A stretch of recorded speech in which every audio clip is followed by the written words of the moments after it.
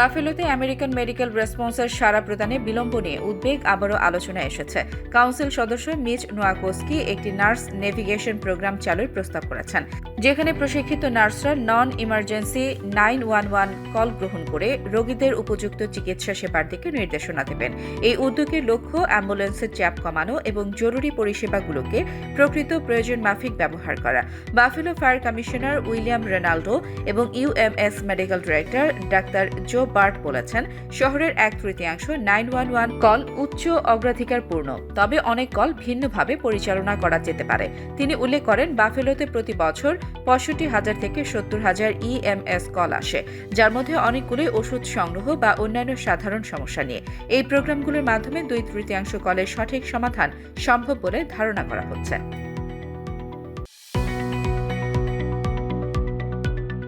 মার্কিন attorney general পাম বন্ডি ঘোষণা করেছেন যে New York governor Kathy Hochul এবং অ্যাটর্নি জেনারেল লেটিশিয়া জেমসের বিরুদ্ধে অভিবাসন আইনের বাস্তবায়ন সংক্রান্ত অভিযোগে ফেডারেল মামলা দায়ের করা হয়েছে। বন্ডি বলেন, আমরা আমেরিকান নাগরিকদের সুরক্ষার জন্য পদক্ষেপ নিচ্ছে, কিন্তু নিউ ইয়র্ক অবৈধ অভিবাসীদের অগ্রাধিকার দিচ্ছে। New York attorney general Letitia James জানান, আমাদের রাজ্যের আইন সকলের অধিকার রক্ষা করে এবং নিরাপত্তা নিশ্চিত করে। আমি এই আইনের পক্ষে লড়াই করব। গভর্নর হোকুল এই মামলাকে অপ্রয়োজনীয় নাটক আখ্যা দিয়ে বলেন, 2019 সালে পাশ হওয়া আইন আদালতে বারবার বৈধ প্রমাণিত হয়েছে। আমি কোনোভাবে নিউ ইয়র্কবাসীর ব্যক্তিগত তথ্য ফেডারেল এজেন্সির হাতে তুলে দেব না।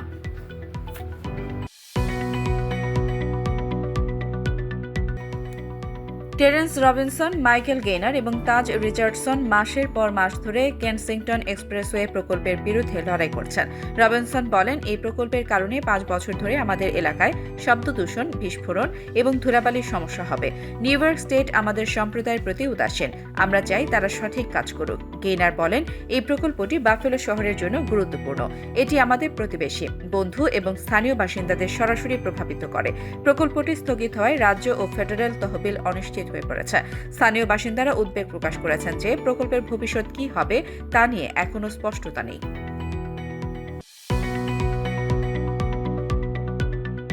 মার্কিন পররাষ্ট্র দপ্তরের কনসুলার অ্যাফেয়ার্স ব্যুরো মার্চ মাসের ভিসা বুলেটিন প্রকাশ করেছে, যেখানে পারিবারিক গ্রিন কার্ডের জন্য চূড়ান্ত পদক্ষেপের তারিখ ও ফাইলিং তারিখ অপরিবর্তিত রয়েছে। ট্রাম্প প্রশাসনের অধীনে এটি প্রথম ভিসা বুলেটিন, যা আবেদনকারীদের হতাশ করেছে, কারণ দীর্ঘ অপেক্ষার সময় আরও দীর্ঘায়িত হয়েছে। সেপ্টেম্বর 2023 থেকে গ্রিন কার্ডধারীদের স্ত্রী সন্তানদের জন্য I-130 ও I-485 আবেদন একসঙ্গে জমা দেওয়ার সুযোগ নেই, যা আরও দেরি সৃষ্টি করছে। মার্চ মাসে মার্কিন নাগরিকদের অবিবাহিত প্রাপ্তবয়স্ক সন্তানেরা যদি 1 সেপ্টেম্বর 2017 এর আগে অগ্রাধিকার তারিখ পান, তবে তারা I-485 আবেদন করতে পারবেন। একইভাবে গ্রিন কার্ডধারীদের স্ত্রী সন্তানের জন্য 15 জুলাই 2024 এবং অবিবাহিত প্রাপ্তবয়স্ক সন্তানের জন্য 1 জানুয়ারি 2017 এর আগের তারিখ প্রযোজ্য হবে।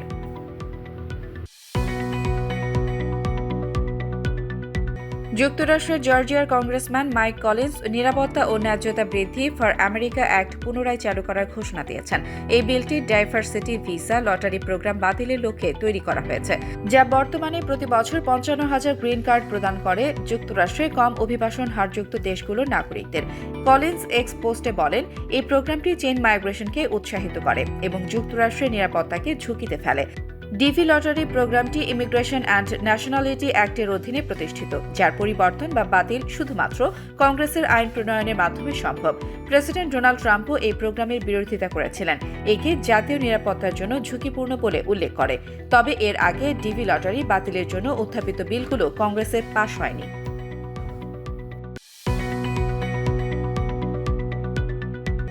নিউ ইয়র্কের একজন চিকিৎসক আলেকজান্ডার বালডোনাডো $24 মিলিয়ন মেডিকেয়ার জালিয়াতির মামলায় কারাদণ্ডের মুখোমুখি হতে পারেন। মার্কিন বিচার বিভাগের মতে তিনি 2020 সালে কোভিড-19 টেস্টিং ইভেন্টে অংশগ্রহণকারীদের জন্য ক্যান্সার জেনেটিক টেস্ট এবং অন্যান্য ল্যাব টেস্টের অর্ডার দিয়েছিলেন, যদিও তিনি তাদের চিকিৎসা করতেন না বা তাদের সাথে কথা বলতেন না। বিচার বিভাগ জানায়, বালডোনাডো মেডিকেয়ারকে অফিস ভিজিটের বিল দিয়েছিলেন, যা তিনি কখনো করেননি। অনেক রোগী সাক্ষ্য দিয়েছেন যে তারা তাকে চিনতেন না বা তার সাথে কথা বলেননি। এছাড়াও তিনি একটি মেডিকেল ইকুইপমেন্ট সরবরাহকারী কোম্পানির মালিকের কাছ থেকে অবৈধ নগদ অর্থ এবং ঘুষ গ্রহণ করেছিলেন। এই জালিয়াতির মাধ্যমে মেডিকেয়ারকে $24 মিলিয়ন বেশি বিল দেওয়া হয়েছিল, যার মধ্যে $2.1 মিলিয়ন পরিশোধ করা হয়েছে।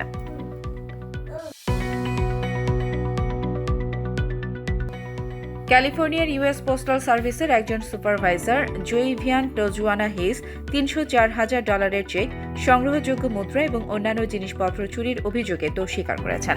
36 বছর বয়সী হেইস কস্টা মেসা পোস্ট অফিসে কাস্টমার সার্ভিস সুপারভাইজার হিসেবে কাজ করার সময় এই অপরাধ করেন। মার্কিন অ্যাটর্নি অফিস জানায় হেইস 2024 সালের শুরু থেকে ডিসেম্বর পর্যন্ত $284,000 চেক এবং $20,000 থেকে $40,000 মূল্যের অন্যান্য জিনিস চুরি করেন। তিনি ব্যাংক ফোন অ্যাপ এবং এটিএম এর মাধ্যমে চেকগুলো তার ব্যাংক অ্যাকাউন্টে জমা দিতেন। এ সময় তিনি ইউএসপিএস লোগোযুক্ত নীল টি-শার্ট পরতেন।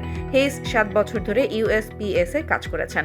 তার বিরুদ্ধে ডাক বিভাগের কর্মী হিসেবে মেইল চুরি এবং পরিচয় জালিয়াতির অভিযোগ আনা হয়েছে।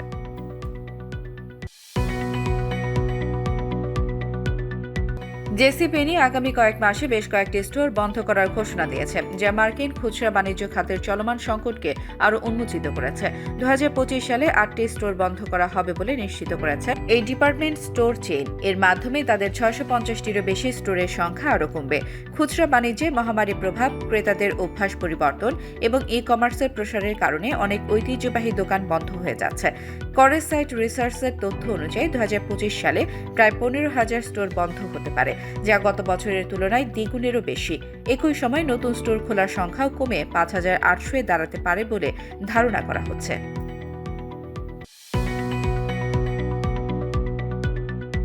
অন্তর্বর্তী সরকারের প্রধান উপদেষ্টা ডক্টর মোহাম্মদ ইউনূসের নেতৃত্বে জাতীয় ঐকমত্য কমিশন গঠন করা হয়েছে, যার মেয়াদ 6 মাস। কমিশন 15 ফেব্রুয়ারি থেকে কার্যক্রম শুরু করবে। মন্ত্রিপরিষদ বিভাগ বুধবার প্রজ্ঞাপন জারি করেছে।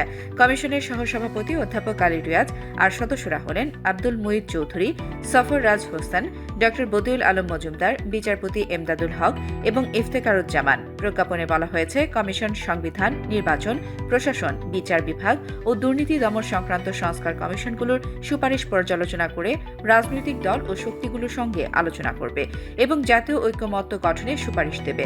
কমিশনকে প্রধান উপদেষ্টার কার্যালয় সচিবিক সহায়তা দেবে।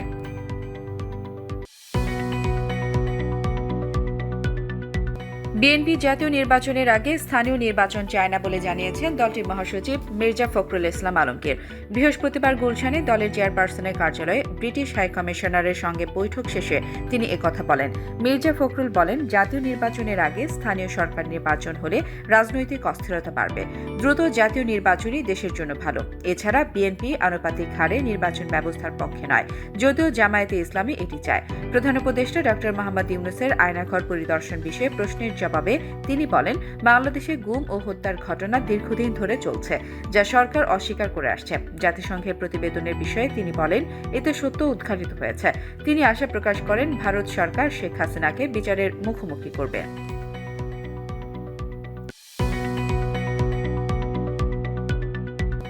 সৌদি আরবে অনুষ্ঠিতব্য 2034 বিশ্বকাপে মদ্যপান নিষিদ্ধ থাকবে, জানিয়েছেন ইংল্যান্ডে নিযুক্ত সৌদি রাষ্ট্রদূত প্রিন্স খালিদ বিন বান্দার আল সৌদ।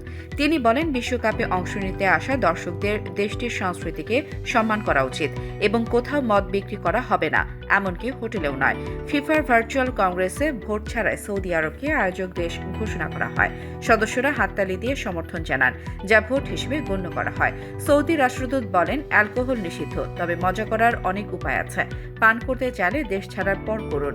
এর আগে 2022 বিশ্বকাপেও আয়োজক দেশ কাতার স্টেডিয়ামে মদ বিক্রি নিষিদ্ধ করেছিল, যদিও হোটেল ও ফ্যান পার্কে পাওয়া যেত, কিন্তু সৌদি আরবে এমন সুবিধাও থাকবে না।